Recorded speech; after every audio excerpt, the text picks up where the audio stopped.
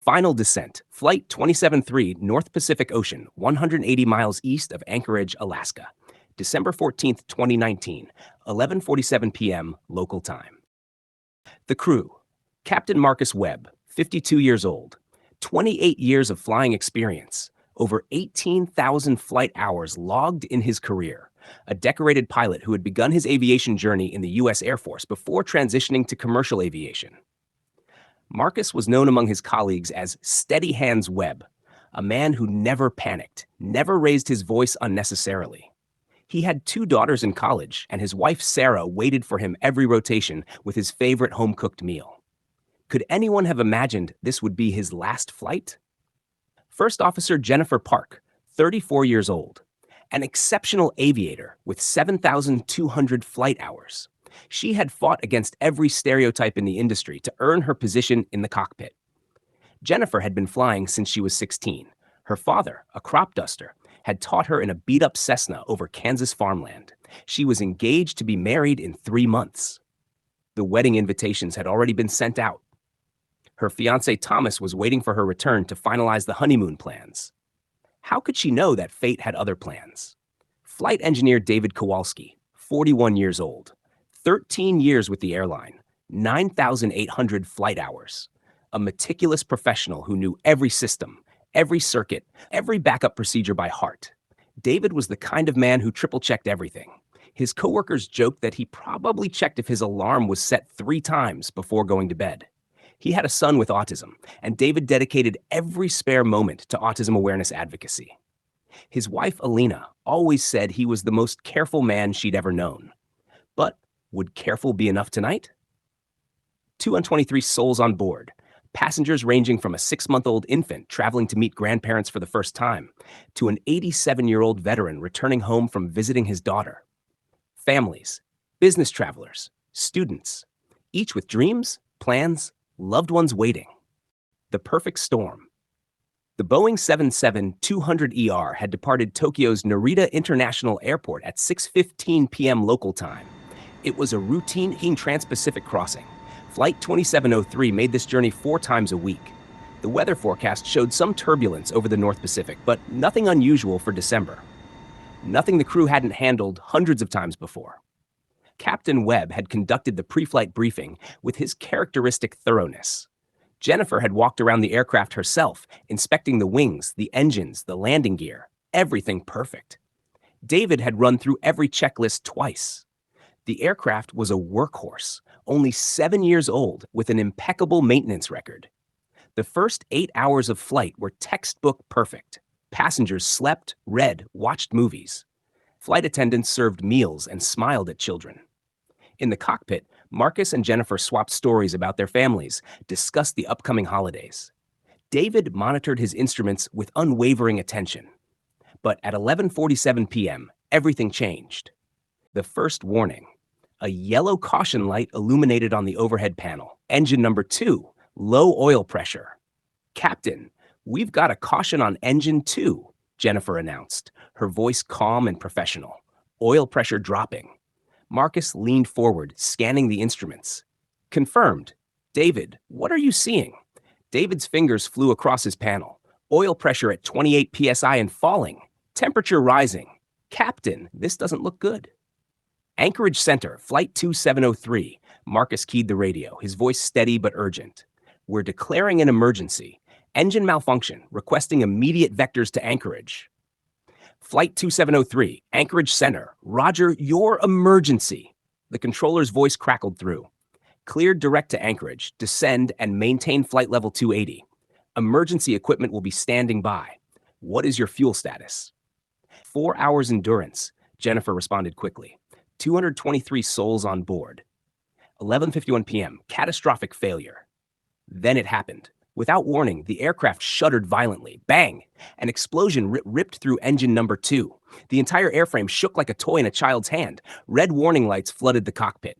"Master caution! Fire warning! Hydraulic failure!" "Engine fire! Engine 2!" David shouted, his calm finally breaking. "Captain, we've lost hydraulic system A. Engine's coming apart." Through the window, Jennifer could see it. Flames streaming from the number 2 engine, pieces of turbine blade tearing through the cowling. Her heart pounded, but her hands remained steady on the controls. This is what thousands of hours of training prepared you for. Fire handle, engine 2, Marcus commanded, reaching up. He pulled the red T-handle with decisive force. Fire bottle 1.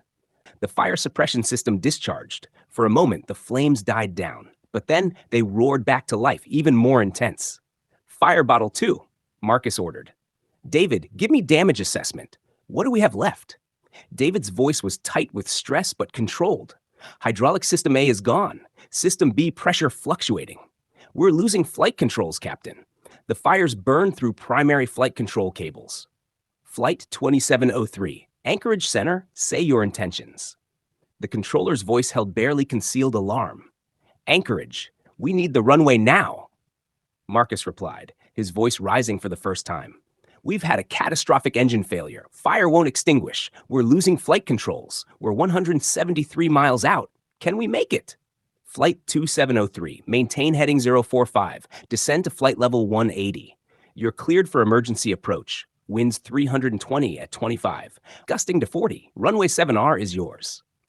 Helem, fighting for control.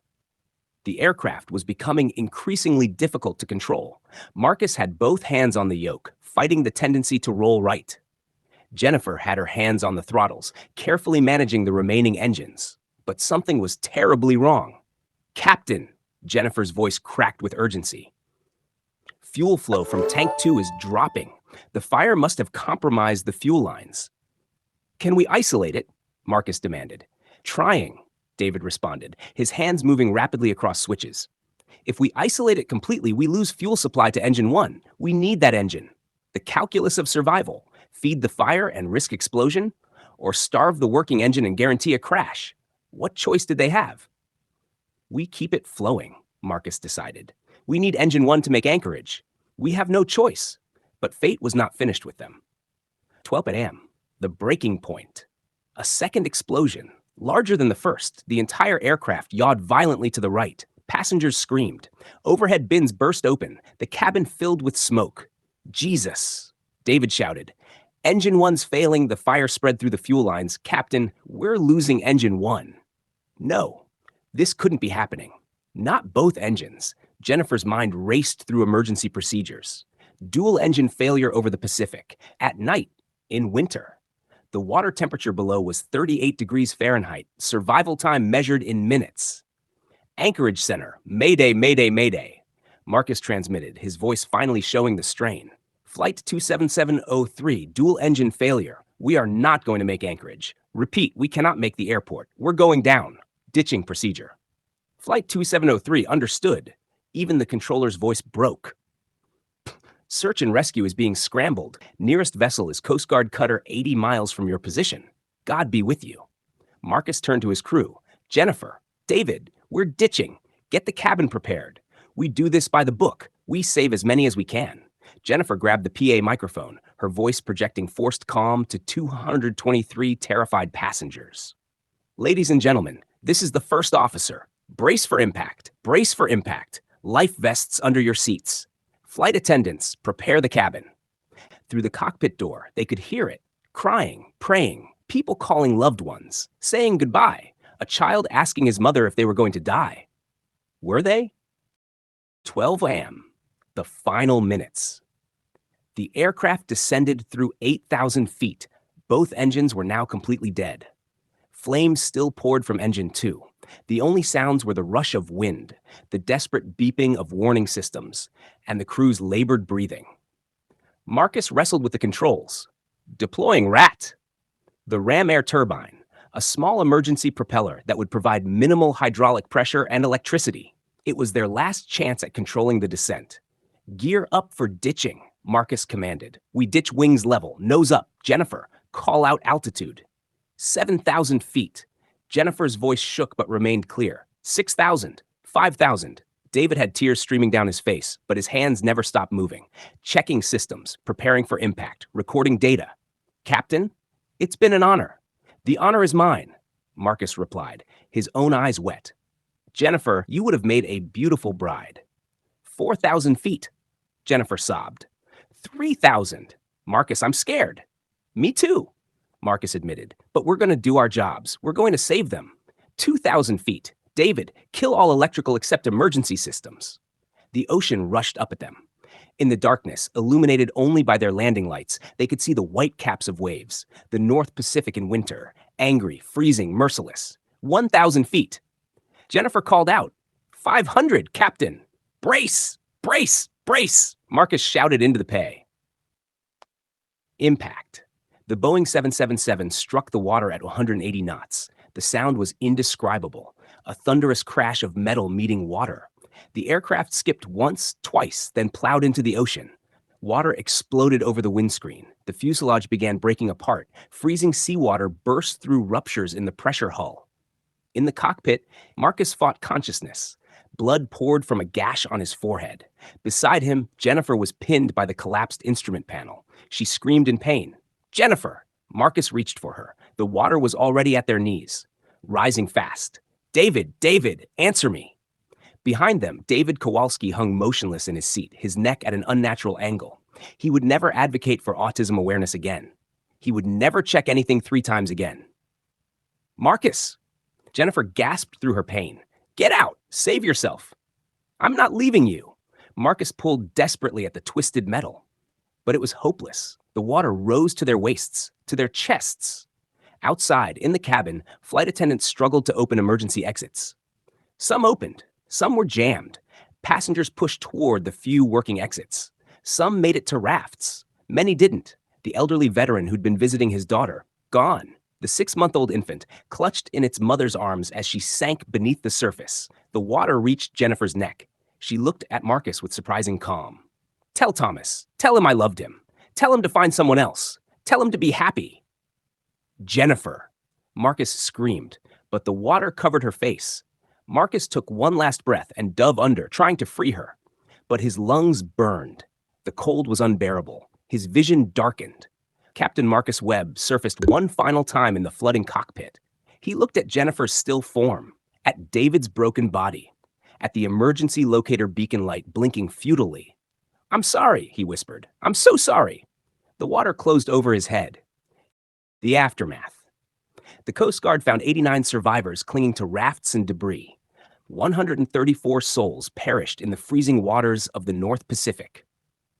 Captain Marcus Webb was found the next morning, still strapped into his seat, his hands frozen around the control yoke, fighting to the very end.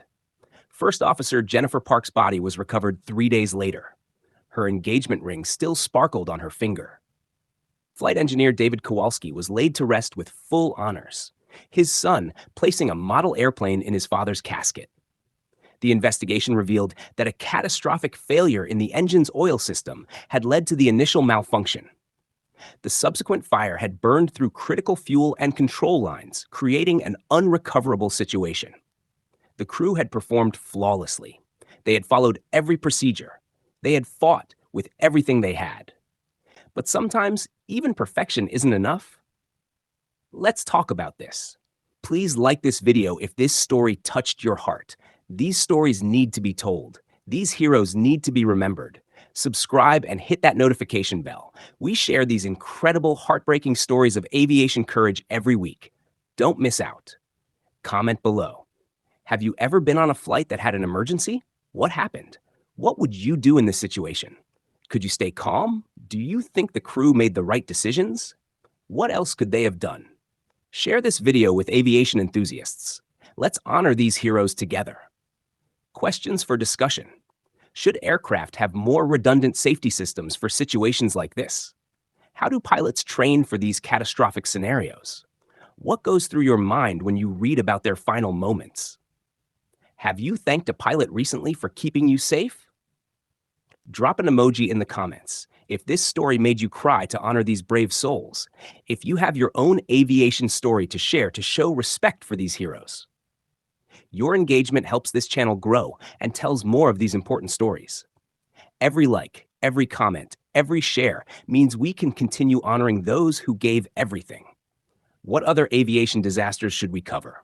Tell us in the comments. Your suggestions guide our next stories. Thank you for watching, for caring, for remembering. These weren't just statistics. They were people, parents, children, friends, Heroes who fought until their last breath. See you in the next video. Stay safe up there.